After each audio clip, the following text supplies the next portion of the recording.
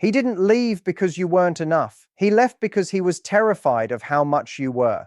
And that right there is the cruelest joke an avoidant man ever plays on a woman.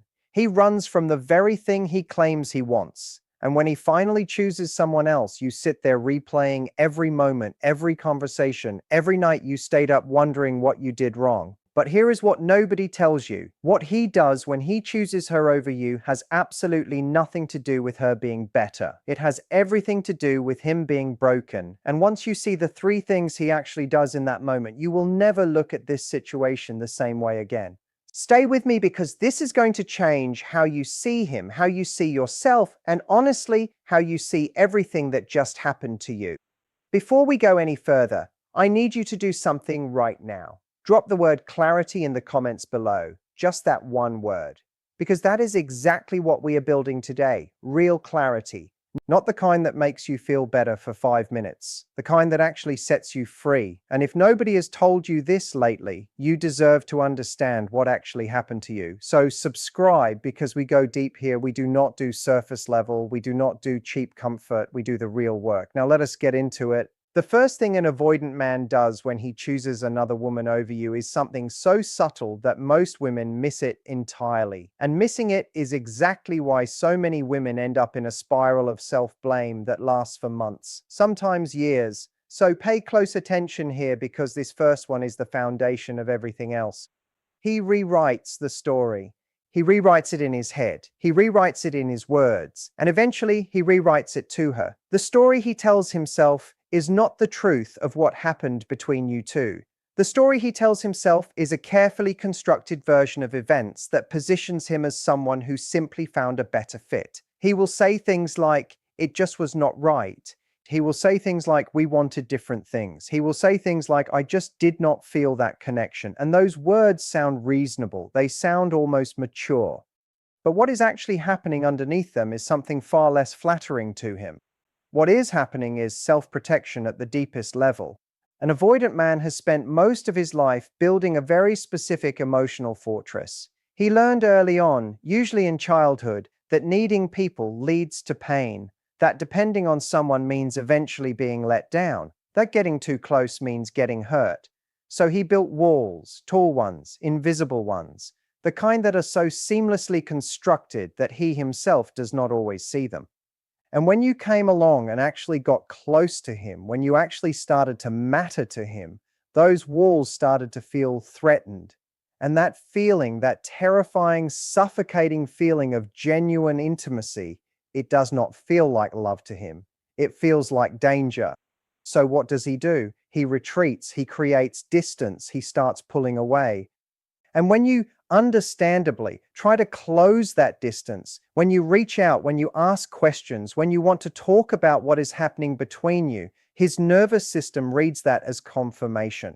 Confirmation that closeness equals pressure, that love equals losing control, and he runs. But here is the thing he cannot admit. He cannot stand in front of you and say, "I am running because you got too close, and that terrifies me."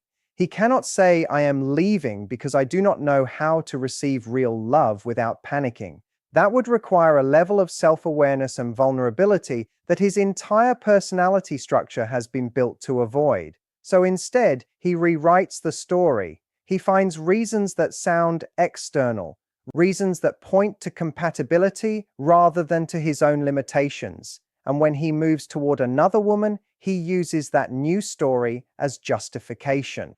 The new woman becomes proof that he is not broken. She becomes evidence that it really was just a compatibility issue. And for a while that feels true to him, because she is new, because she does not know him well enough yet to trigger his attachment fears, because the intimacy has not deepened to the point where his walls feel challenged. She represents a reset, a clean slate. And avoidants are drawn to clean slates the way moths are drawn to light. Because on a clean slate, they can feel close without feeling trapped. They can feel connection without feeling consumed. At least for a while. But the cruel thing you need to understand is this. He is not choosing her because she is more compatible with who he is. He is choosing her because the relationship has not yet reached the depth where his avoidance gets activated. He is not choosing her because she understands him better. He is choosing her because she has not yet asked the questions that expose him. He is not choosing her because she is better for him. He is choosing her because she represents temporary relief from the intimacy he cannot handle. And here is where the rewritten story becomes important for you specifically. Because when he rewrites the story, he often finds a way to subtly cast you as the problem. He might tell mutual friends that things got too intense. He might imply that you were too emotional, too needy, too much. And you, sitting on the other side of that, might actually start to believe it. Because that is what women in emotional pain do. They turn inward. They audit themselves. They ask, "What did I do wrong?" They sit with that question until it hollows them out. And the answer, the real answer, is that you did not do anything wrong. You did something right. You showed up. You were real. You wanted genuine connection. And for an avoidant man, that is not a flaw in you. That is the very thing he cannot handle. You were not too much. You were exactly enough. And that was the problem for him. Not for you, for him. Now let us talk about the second thing he does, because this one is where most women lose themselves completely. And once you see it clearly, you will feel something shift inside you, not in a painful way, in a clarifying way. The second thing an avoidant man does when he chooses another woman over you is he keeps a thread open. He keeps a thread open, and he does not even fully realize he is doing it. This looks like many different things. It might look like leaving a door technically open in the breakup conversation, saying something like, "I just need some space right now," instead of "this is over." It might look like watching your stories on social media without ever reaching out. It might look like liking an old photo out of nowhere. It might look like a text that says, "Hey, just thinking about you. Hope you are doing well," sent at 11 at night on a Tuesday when he knows you are vulnerable. It might look like showing up at a mutual event and making just enough eye contact to keep you wondering. It might look like telling a mutual friend that he still cares about you deeply, but the timing just was not right. All of these things look different on the surface, but underneath, they all serve the same function. They are designed, not always consciously, to keep you emotionally available, to keep you in a state of uncertainty. Because uncertainty is the emotional food of an avoidant man in a new relationship. He needs to know the back door is still open. He needs to know that if things get too real with her, if she starts wanting more depth and more commitment and more genuine intimacy, he has somewhere to retreat to. He has you waiting in the wings.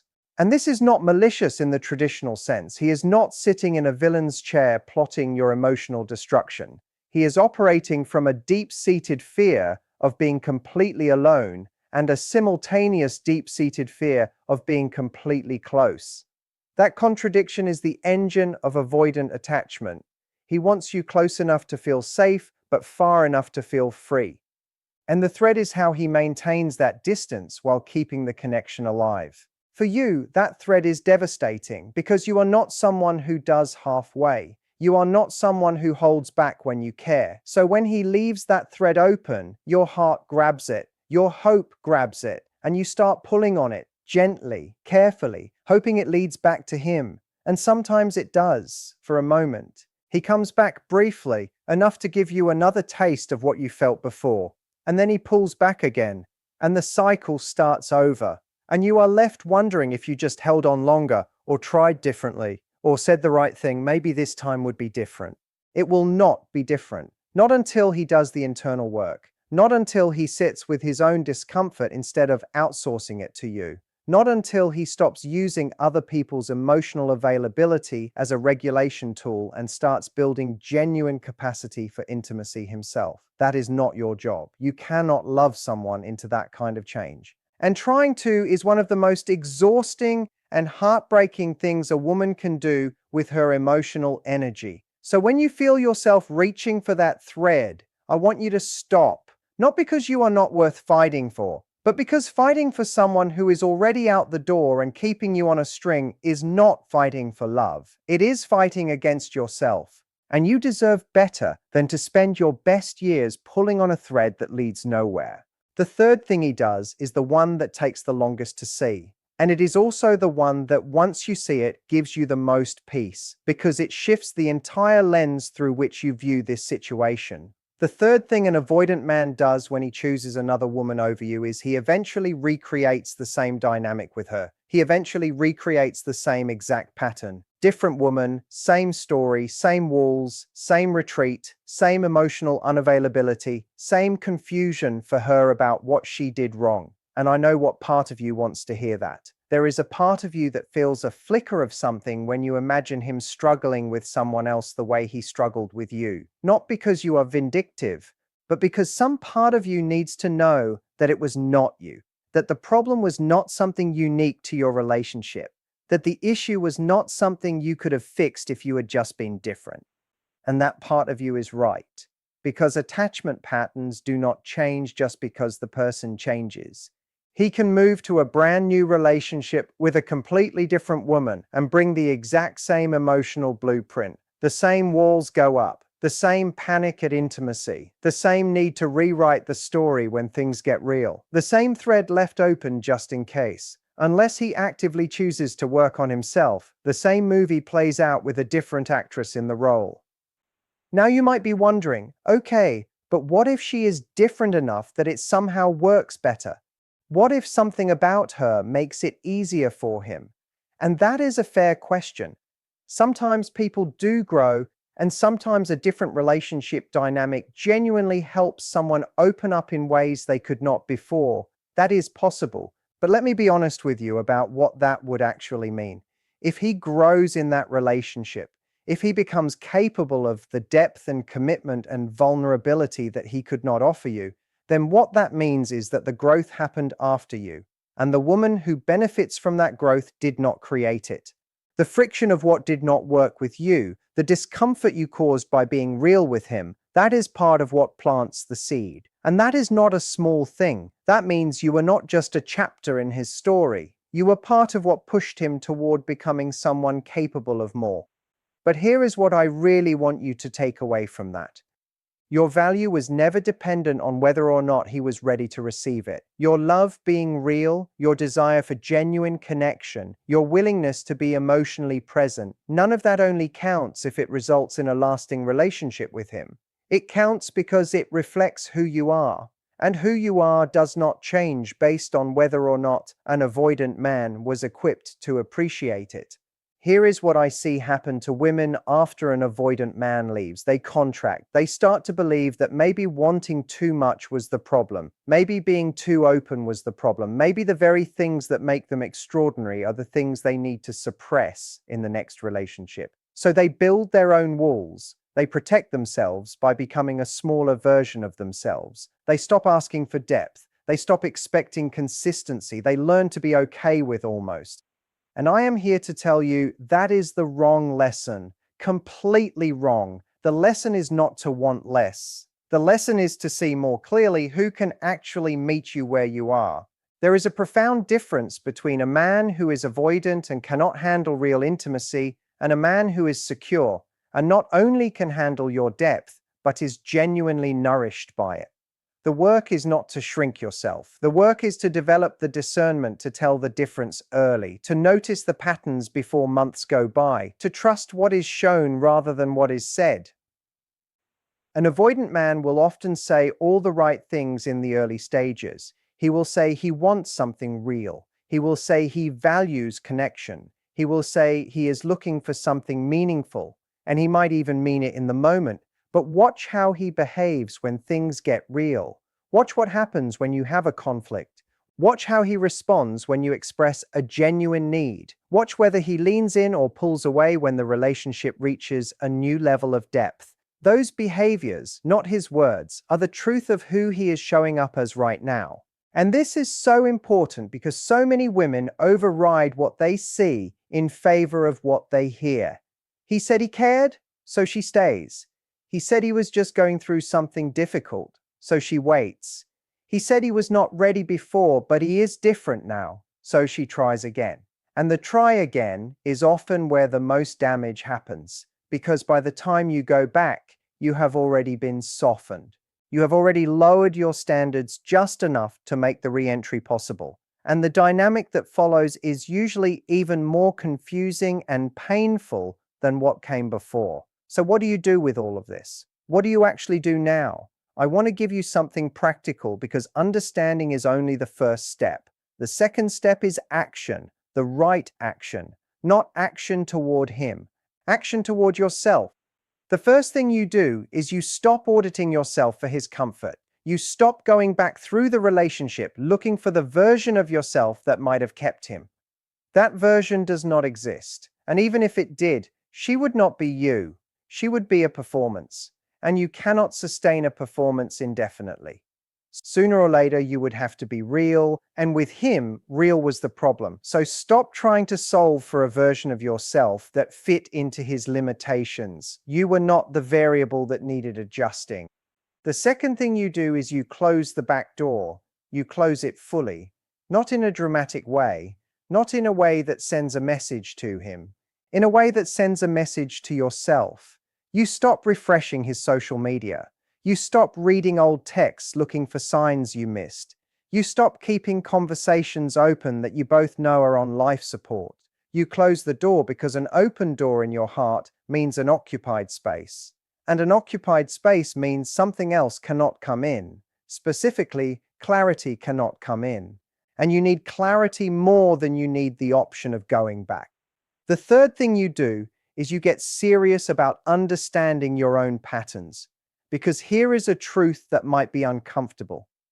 If avoidant men keep showing up in your life, if this is not the first one, if you find yourself repeatedly in relationships where you feel like you are always chasing connection, always wondering where you stand, always feeling like you are giving more than you are receiving, then there is something in your own attachment patterns worth examining, not as self-blame, as self-knowledge. Often, women with anxious attachment are strongly drawn to avoidant men.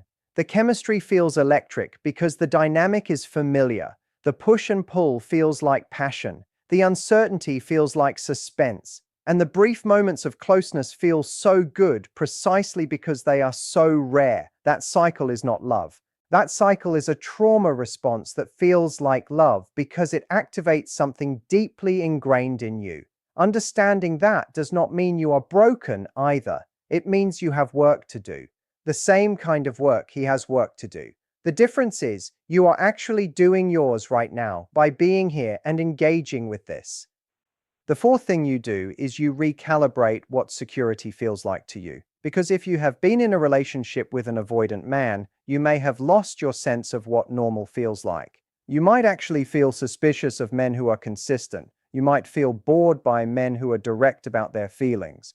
You might find secure, available men somehow less exciting. And that right there is the signal that you have been shaped by an unhealthy dynamic. That right there is where the real work begins. Because learning to find stability attractive, learning to trust consistency rather than be unsettled by it, that is the actual healing. That is the shift that changes everything in your next chapter. And here is what I want you to hold on to above all else. The fact that he chose her over you in this moment says nothing permanent about your worth. It says something temporary about his capacity. Capacity can change, people can grow, but your value exists independently of anyone's current capacity to appreciate it. You do not become less because he was not ready for more. You do not become less because he chose someone who currently feels safer to him. You remain exactly who you are. And who you are is someone who wanted something real, showed up for it, and refused to pretend that less was enough. That is not a weakness. That is the whole point. That is what a woman who knows herself looks like. And a woman who knows herself does not shrink when someone leaves. She gets clearer. She gets more specific about what she is looking for. She takes the lessons without taking the blame. She walks forward without looking back at a thread that leads nowhere. The avoidant man in your life may never fully understand what he had in you. He may go through 2 more relationships playing out the same pattern before something finally cracks him open enough to do the work. He may arrive at that awareness too late, after you're already fully free and fully moved on, or he may never arrive there at all. and none of that is your responsibility. None of that is within your control. What is within your control is what you choose to do with your energy from this moment forward. You can spend it trying to decode him, trying to figure out why her and not you, trying to find the formula that would have made him stay. Or you can spend it building the version of yourself that never again accepts a relationship where she has to earn the right to be loved consistently, where she never has to wonder if he is in or out, where she never has to interpret silence or decode distance, where love feels like safety, not survival. That second version of you is waiting. She is not far away. She is just on the other side of the decision to stop giving your emotional energy to someone who already proved he could walk away from it. He chose someone else, and in that choosing, he unknowingly gave you something important. He gave you your freedom. He gave you the permission you needed to stop waiting. He gave you the opening to redirect all of that love, all of that depth, all of that beautiful capacity for genuine connection towards someone who will not run from it, towards someone who will recognize it for exactly what it is, towards someone who will stay. You are not starting over, you are starting from everything you learned, and that is a completely different thing. Keep that thread closed, keep that door shut on your end, not to punish him, not to play games, but because you finally understand that the most important relationship you need to protect right now is the one you have with yourself. That is the relationship that makes all future relationships possible. That is the relationship that determines what you will and will not accept going forward. That is the relationship that, when you finally invest in it fully, changes everything. So stop looking back at what he is doing with her. Stop watching that story unfold. It is not yours anymore. Your story is the one you are writing right now. And it is more interesting, more powerful, and more full of possibility than anything that was possible with someone who could not meet you halfway. You are done with halfway. You are done with almost. You are done with threads left open and stories rewritten and doors never fully opened. You are done with managing someone else's fear at the expense of your own growth. You are done choosing men who need you to be smaller so they can feel safer. From here, you choose differently. From here, you recognize the pattern before it has a chance to take hold. From here, you walk into every new connection with your eyes fully open and your standards fully intact. Not because you are closed off, but because you finally know the difference between a man who is afraid of real love and a man who is ready for it. And you, without question, deserve the one who is ready.